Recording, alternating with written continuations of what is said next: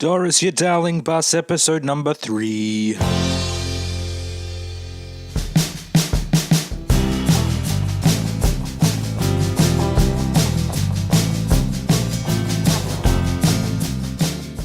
G'day folks and welcome to Doris, you darling bus, a fortnightly podcast about that unsung hero of the music industry, the tour bus. I'm your host, my name is John O'Zilber, and today's guests are an Aussie and Irish blues duo hailing from Queensland. They've both individually had successful touring careers, but they've been touring together for about a decade, and they've loved it so much they even got married, which surely makes for an interesting dynamic on the tour bus. My guests are indeed Fitz and Cara Robinson, and we are here at their beautiful home in the Sunshine Coast hinterland to have a chat today. Thank you for having me. Pleasure. You both have a love of all things vintage. Fitzy, you're always playing some weird and wonderful vintage guitars and vintage amps. And Cara, you play these beautiful vintage drums and always wearing your wonderful vintage threads. Being a podcast about tour vehicles, I guess we have to ask, does that love of vintage gear go as far as your tour bus? Well, at the moment our tour bus is an old troop carrier, a Land Cruiser, not too old, just late 90s. Mm-hmm. And we don't do too much travelling and sleeping in it anymore. You sort of get to an age where it starts to hurt. Right. So that's what we've had for the last few years. But before that, we had a 96 VW Transporter, which we picked up for $3,000 and we got 5 years out of it. Right. Yeah. And we decked it out so there's just a little bed in the back and stuff all our gear underneath it. Yeah. And when we got together 10 years ago and we fell in love and all that honeymoon period stuff, You're saying as if it's over? No, I'm just trying to think what I'm going to say. All right. And then when we go through the honeymoon period, we didn't care where it was like being 18 again. Mm. And when you're at that age and you're on the road, it's just like, the best thing since sliced bread. Yeah, so sure. when I had this, I met Cara because we were both musicians and always wanted a muso missus and an Irish missus, bonus. Hey, 2 in 1. Yeah. 2 in 1. Lucky me. Because we love this one so much that we bought one in Ireland. Yeah. A VW Transporter. Oh, the same one, okay. Yeah. And Which one was that? Was that the blue one? the blue one with had no windows and stuff. Bluey. But we travelled pretty hard in that. Yeah, because when we first got that one, actually we had a few experiences on the road on that one because when we got it, it was a family on a farm in Ireland, and we went out to their farm and basically he was like, oh, it's all insulated. It's completely insulated. He kept going on about installation and insulation. And so we bought it and we were on the road and we were staying overnight and we thought we'll put a bed in the back of it and, on a mattress and everything, and kitted it out, had all our gear underneath, and because it had no windows and it was all shut in, insulated, literally the next morning we woke up and our eyes were bloodshot. It was like our mouths were like a desert. And we woke up and we're dehydrated because there was no air. There was actually no air in the van at all. And we were just breathing and, oh God, well, you know what it's like on tour on the road, gas and we were just, breathing all that lovely stuff. So that was one of the things we realised when we were on the road. We were like, okay, we need to keep a bit of a wind. We need to actually open up the door or something open, otherwise we're gonna die.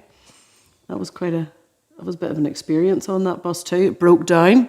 Yeah. Next thing we were like out in the road in France. RACQ does not cover you on the roads on a motorway in France. Okay. And we were like, oh shit, what are we going to do?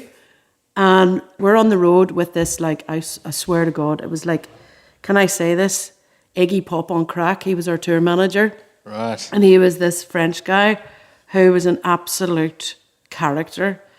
And he was like, oh, I get you somebody to, excuse my French accent, I'll get you someone to fix this, your tire. And, we blew a tire. And next thing, we couldn't get anybody to fix it.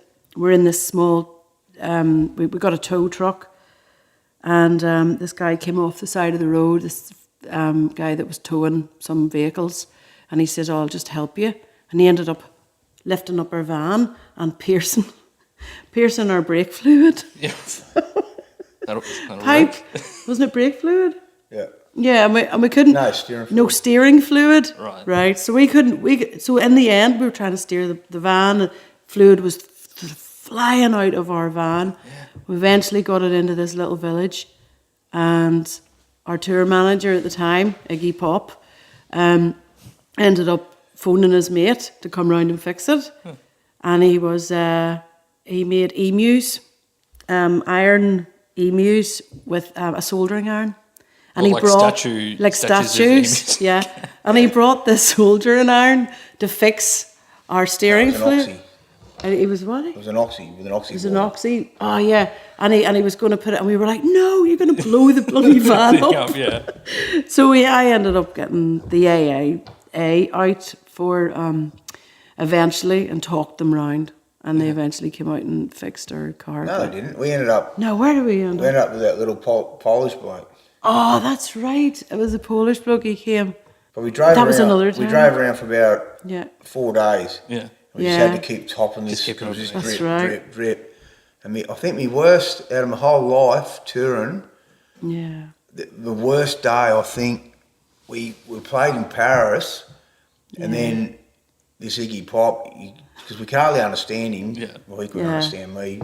And then so we fucking went up into Paris somewhere, and after the gig, I didn't know where we were, and we were going round and round, and we dropped him off because he didn't know where he was. And anyway, so I said, "Look, I'm fucking over this. I'm just going to sleep here." And I pulled into the wheelchair zone, Right. you know, the disabled park, and I thought, well, I'll get up first thing and get out of here. Yeah. And we went back in the van with no air, and then we just had this tiny little, it was only a standard van, it wasn't a big one. Sure. Yeah. Anyway, I wake up and I'm busting for a piss, and I've slid the door open, and I've got out, and there's people walking around with briefcases, you know, city life. Yeah. Yeah. Paris is underway, Yeah. and I'm going, fuck. So I've gone over to this in the corner. There's one of them big dumpster things. I'm having this. Yeah. No, I found a can. That's right. That's right, I a found beer can. I'm having a piss in this can, Yeah. and I must have looked like the worst fucking homeless. So I'm sitting there having a piss, Yeah. and then people are looking at me, and I'm just. And that's when I was going, that's fucking Yeah. it. I'm going home. I've had a, Yeah. I've got a beautiful property. I've got kids. I've got a fucking life. I've got 2 jobs. And I what am couldn't- I doing here? And I went off me nut. We had a bit of a melt. I had a melt. Yeah. I couldn't even go to the toilet.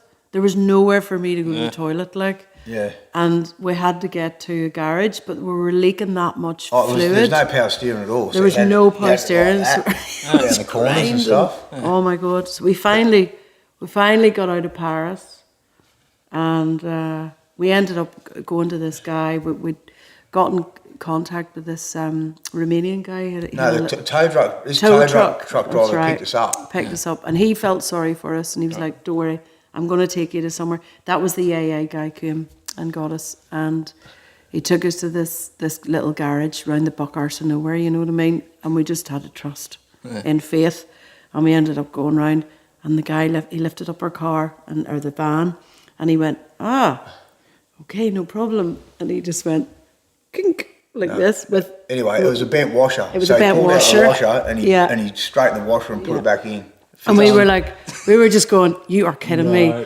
Like, surely and it's something else. we're sure there was something else wrong. And he just went, oh, that's something like 10 I was a bit of a 10 homophobe, euros. but I actually cuddled this bloke. Yeah, yes. And the guy was completely terrified of Fitzy.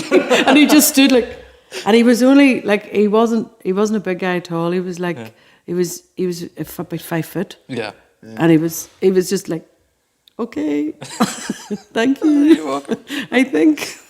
But yeah, that was one where you just think you're over on the other side of the world. You've got nothing. Your van's broken down. Nobody's going to help you, and you've got all these like random suggestions from this wild tour manager who isn't thinking straight at all. Yeah.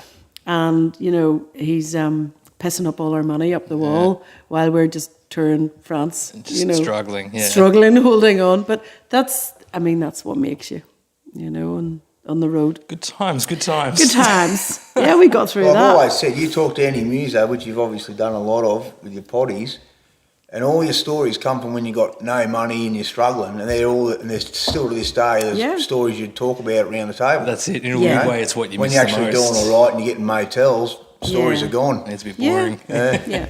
Yeah, for sure.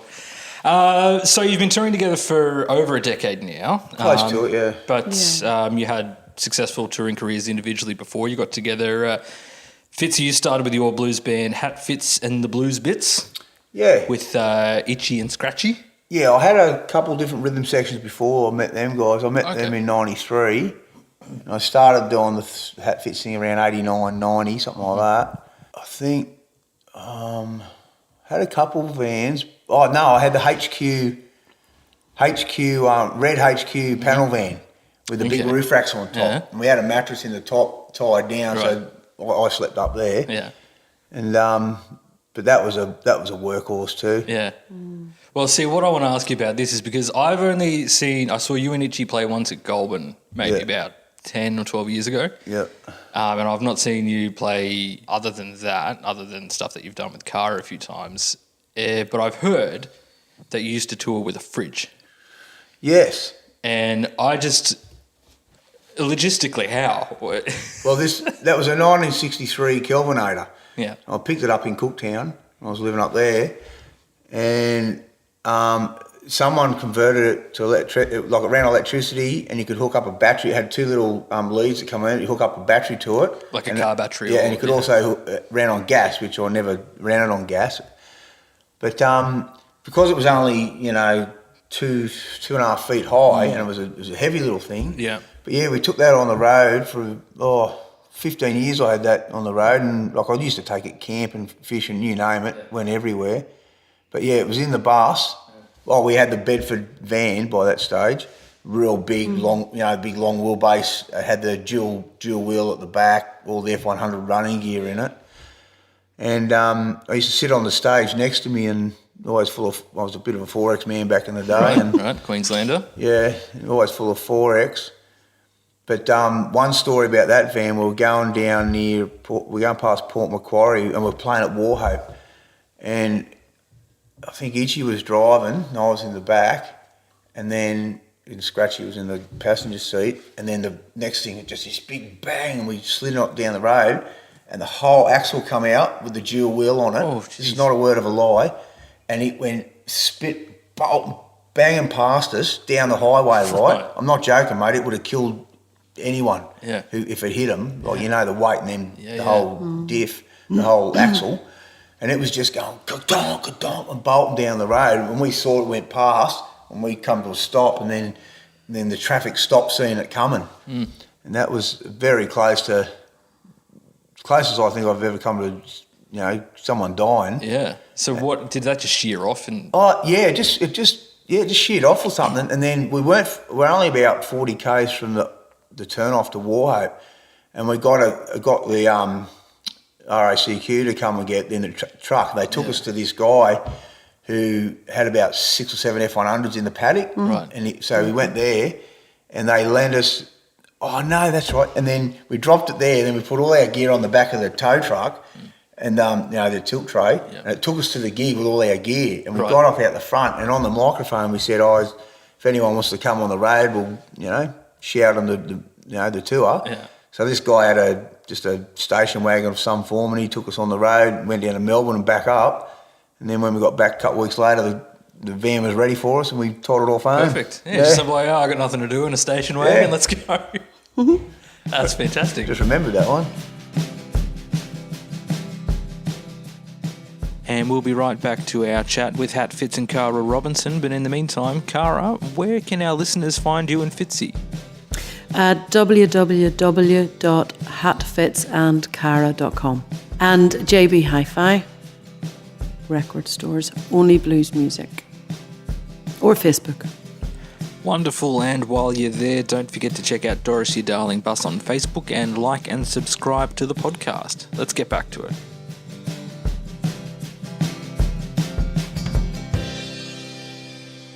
Cara, I read in your bio that you used to tour with Jamiroquai, which I imagine would be Yeah.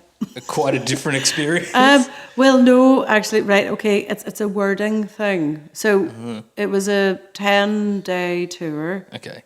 in Japan and Osaka and Tokyo. And literally, it was, I was backing singer. I lived in Leeds at the time. Right. And I had a Motown band called, self-indulgently called Cara and the Robinsons. And because we couldn't come up with a name, like literally, so we had to call it that. And our bass player Neil Innes was asked to be the rhythm section for Rihanna, Right. Kenny, not Rihanna, Umbrella. Okay, right. And she had a 5-year Sony deal, album deal, and literally they said, "Oh, we're looking for backing singers for her outfit." And they're going over to Tokyo, and I was like, "All right, great." So I got one of my mates as well. You know, we're just all in a big kind of hub of musicians, and I got my mate Stella Latras to tour with me, and we anyway we got the audition, and off we went to Japan. Rihanna Kenny was supporting Jamiroquai, and we were in the band supporting Jamiroquai. So we went on tour. We played Jimi Hendrix Electric Land and Ladyland's concert. That was one of the best ones. And then we played like that was about 500 seater. It was really nice. But then we played like a 12,000 Palladium. Right. That was just overwhelming. It was great, but on the roads, like in Japan, if you're late, that's it. You're really strict off by the Japanese. They are so punctual. Yeah. It was incredible, actually. So all the ones from Leeds got really paranoid, and actually, so they got drunk the night before we were meant to fly out to another part of Tokyo, and we ended up sleeping. Everybody slept in the hotel lobby, and we ended up going in. You know, it was all first class, vans picking you up, dropping you off, feeding you. Is there a bit of pressure with that time constraint? It was. Well, it was the pressure of being on the road and trying to give her the most amazing kind of support that she could have, because it was all Sony, and it was like Sony were taking you out, and it was champagne, you know. But you've got to remember one thing about the Irish, they're late. Yeah, we're late everywhere. So the gigs in Ireland, yeah. If you say you start at 10, you rock up at 10 and start lugging your gear in, and you get underway 10:30, 11:15. Yeah. And that's not a word of a lie. So we were all and the band was Irish, Scottish, and Yorkshire, and everyone was like and Cypriot as well. My friends from Cyprus, and we were all absolutely just, you know, all huge drinkers at the time, and as I say, they were all that bloody paranoid for being late that everyone didn't go to the rooms in the hotel. Right. Like they all slept in the actual... Like at the venue. The venue, just waiting to be picked up, you know. There's always like demolished faces, you know, lying around. But that was a very different experience, you know, touring. Like, and we toured with Beverly Knight band as well. And we ended up playing at the Apollo London and the Dome in Brighton and all these amazing venues, you know, and that was incredible. Yeah. It's certainly a lot different than the Tattersalls in Goulburn, or.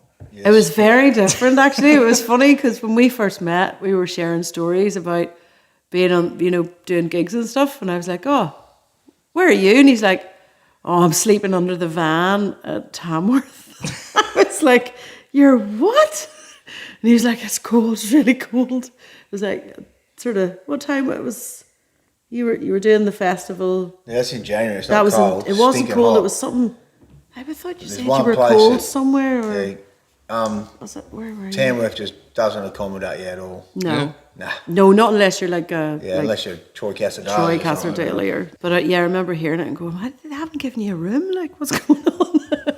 You know? But different experiences. Like, you know. Sure. And when you first got together, you obviously met and, you know, you were into each other somewhat and thought, let's play some tunes together. How did... How did you come to the idea of touring together? We done the phone sex thing for about We didn't do phone 3 sex. months. No. Well, I was on my end. Well, it wasn't on mine because he couldn't understand a word I was saying at all. Yeah, so we done that for about 3 months, and then anyway, she come over, and then I moved over there for about 5 months. You know, I set up a tour. And Cara just a gig moss, and we played between 5 and 7 nights a week Yeah. for about 5 months, just doing all the pub gigs around all of Ireland because there's 100,000 towns over there. Yeah. And Then we branched over to so Cara France. never played drums, so No, I don't play. so we started off with just snare, kick, and hi hat. Then she added the floor tom and cymbal, and then she started singing at the same time, and the rest is history. But we just done the honeymoon thing and just went for it. And Yeah. just loved it. Yeah, And obviously great worked, experience. yeah. Yeah, and it was rough. It was really rough and ready, you know. Yeah. Like we were just. I mean, I was out of my comfort zone completely, and if the truth be known, like there was times where, because I was used to like my comfy couch era was singing out front, and playing flute, and you know, and I did play percussion. You can't really call it egg. You're so hilarious. I swear to God. That was a lie. So I played cajon and timbales, and I did, you know, had rhythm, but I'd sat behind a drum kit like once, twice in my life. Sure. And I actually was the first one in my class in Ireland. We did like a music national diploma. And I was the only one, in fact, I was the only girl in the class out of 30 lads. So when we did, we got a free lesson, and it was on the drums. And I was the only one in the class that actually got the jazz swing. Yeah, okay. And the lads hated me. They were like, and then, but I didn't pursue it. And I should have gone for it, but it's, you know, everything has its time, I guess, but. Well, yeah, in hindsight, I mean. Back in the beginning, and I think Kevin Borridge is the only one that still does it, was the old car on the trailer, you know, before the vans sort of took off. Because we started with an old Ford with a trailer on the back. Yeah. Because I used to play in the old farts band. We used to travel out central Queensland and that. Okay. We had don't know if it was an XC or what sort of Ford it was. It was just an old Ford, late 70s I think it was, with a trailer on the back, five dudes in the front. Yeah. But that was stock standard trailers. Yeah, it's funny, you don't really see that Kevin Borridge, mate. Yeah, okay. He's still doing it. I'll tell you one. We had in Ireland, we had a Mini. Yeah. With a sunroof. Okay. And the double bass was out the sunroof. Yeah, right. Doing the Beverly Hillbillies. Oh, we had the whole band. The whole band, other than the drummer. That was Hodgie. His dad gave him a lift up the road. His dad was roadie. He was very good. And we literally had an amp. I played flute at the time. That was lucky. That's how we got about in a bloody Mini. That's impressive. Yeah. No tax, no MOT. It was just... And then you just... Sid Peacock, he just got his license. Right. But yeah, I wouldn't do that again. No, it seems impractical. When you got a double bass player. Yeah, completely. Oh, God, yeah. Yeah, I can't even imagine that. I mean, I had a double bass. I played a few double bass gigs 10 years ago, and fitting that thing into the back of a 323 in and of itself, a Mazda 323 was a bit of a Oh, it was we had to take the seat out and everything to get it in. It was an absolute nightmare. Ah. Be surprised what you can squash in when you have to, though. Yeah, that's right. Yeah. You got to gig up a road. You do anything. That's it. That necessity breeds invention, sort of. That sort of Yeah. thing. So when you guys are on the road together now, who chooses the music? What we play. Yeah, on what stage. you listen to. No, what on you the listen to in the road. car. On the road. Oh, I sort of get Cara too, because I've over the years I've drawn towards what what was into. Well, she still is, but she's always searching new stuff. Sure. Yeah. And I'm very fussy. Yeah. I've got to have. I love old school. Yeah. Anything as long as it's 1920s to like the 1970s. Yeah. You know what I mean? I'm a bit fussy about all that sort of stuff. But yeah, I like that soul Motown-y dirty funk that Cara's brought along. Cool. It took me a couple of years to get now. Yeah. So I don't listen to much old blues anymore. I saturated my brain in it for 20 years. Yeah, sure, yeah. But yeah, I just basically get Cara to stick something on because she's got that iPad thing in her phone. Yeah. You know. So we'd go to that, but like we have a CD player in the car, but we also would like the there's a couple of things we both love, which is like Australia's 10-cent shooters. Right. Like we're both really big fans of that. So we'd have that would be a common denominator where we'd go to listen to them or the old Colour Greens and Gravy and there would be stuff like Matt Walker. Actually, we're listening to Matt Walker at the moment. It's a really good album. But we'll have a bit of a, like Fitzy would be far quicker on the road to go, no, get that off. Right. And I'd be like, no, give it a wee bit of time. Just give it a wee bit of time, So you'd be quick, to say no. Whereas I'd be more, no, give it a wee bit more. Yeah. See where the second track takes us, Say you have a budget of $20,000 for a new tour van. What are you going to put in it? What's it going to be?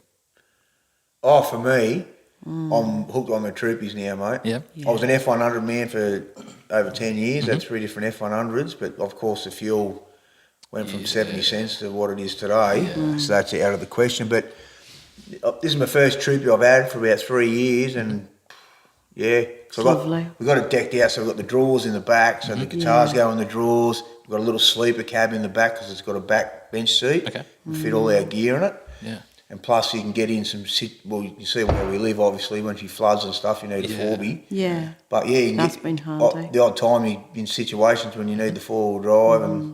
And when you're driving the long roads as well, like if you're doing the double road or something like that, you need the bill bar and the lights, and you need to be equipped. I've ridden 2 vans off in my lifetime because of kangaroos and cows and stuff just popping out in front of you. So, it's just a handy rig. No match for the Land Cruiser. Yeah. No, you feel safe in it. Yeah.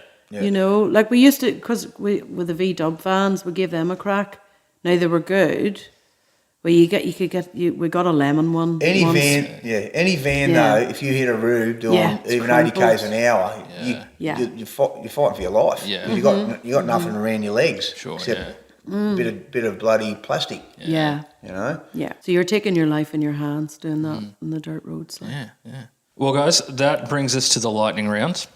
Okay. So what we're going to do? Hit us. I've not done this with a duo before, so I guess we'll go. Oh, it's a card. Each question. Yeah, it's very game show like. Oh, great. I've got my. Okay. Do we have a ding? So I guess what I'll do is I'll ask the question and I'll get Fitzy your answer, then Cara your answer. Okay. And then you can argue about your answers afterwards. Great. So here's the scenario. You're on tour and you're on a highway in the middle of nowhere. Would you rather be the driver or passenger? Driver. Passenger? Well, that's easy. Done. That's what we do everywhere we go. Okay, fair enough. Would you rather run out of petrol or get 3 flat tyres? Run out of petrol. Oh, I'd say 3 flat tyre. Oh, no, because you can't. Yeah, run out of petrol. Okay. You can get more petrol. Would you rather pay $4 per litre for that fuel or have to fill up every 100 Ks? Oh, that's a question for you. Right, it's $4 a litre. Right, Money bags Fitzy over here. Oh, well, you see, don't ask me that. Yes, dear, that's a great answer. So that Troopy does 1,300 Ks in one hit. Yeah, right. So we've got 2 big tanks and I can do 8 hours Yeah. sitting on my head. Yeah, he's long distance Lara, like. I mean, he just goes for it. And I'll be... Oh, there you go. Are we there, dear? If you pull over, she might wake up. It's not worth it. Although, no, I do talk. I keep him, awake. I mean, I would go, oh, you all right? And he'd go, yes. And I go, okay. Sometimes. Would you rather have no windows or no heating and air conditioning? Oh. And not like your old van with the walls. Like there's windows, but there's no glass. No heating and air conditioning. No heating and air conditioning, definitely. And finally, would you rather have the stereo stuck on a foreign language community radio station or an early mix of your first album? Oh, Jesus. God. Oh, that's like, oh my God. Oh, jeez, that's a I Terry couldn't Wogan deal with either of person. it. The language thing. I'll go for the early mix because it'd make me realise where I went wrong, and you know what I mean. Yeah, It's like when yeah. someone records you live, and then you listen to it and you go, oh, and then you listen to it, and then it's like you fix them bits and pieces that you hate about the live recording. Personal improvement. I like that. Fitzy. That's Yeah, but you might just get like so depressed listening to yourself, like, oh no. Well, we have a lot of experience with foreign language radio, yes. But then, and I can't cope with it. Yeah. but if it's a local community radio, they're obviously going to play a little bit of music, aren't they? Maybe, I don't know. Because they're not just going to talk. Maybe. Like if it was Noosa FM, local radio, and it was in a different language. Yeah, true. There's probably not a I lot would of go for French that. talkback radio in Noosa, is there? No, but I would go with that because like they play great music. Yeah. Like I'm stopping, pulling the car over, going, phoning them, going, who is that? You know? And they're like, oh, it's like Anne Peebles. And I'm like, oh my God, I love her. But yeah, they play really kind of the great shows on that. So I would, and how long is the journey? Infinite. You're stuck in there for Infinite. hours. It Couldn't feels handle it. like forever. Fitz and Cara Robinson, thank you so much for having me over and having a chat about your tour buses. Thank you so much. I appreciate your time. And for everyone listening, thanks for taking a ride on Doris, your darling bus, and tune in next time. Thanks. Thanks for having us. Thank you.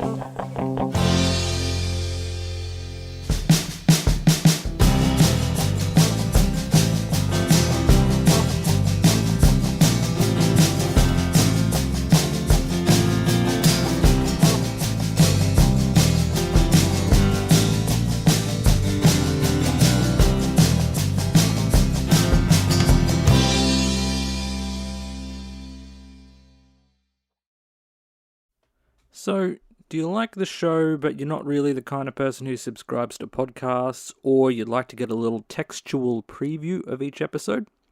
Head over to dorisyourdarlingbus.com, and on the homepage there you'll see a little button that says mailing list. Click on that and sign up to the mailing list, and once a fortnight I'll send you an email with all the details of the new episode and a link so you can listen to it from there. Thanks for listening.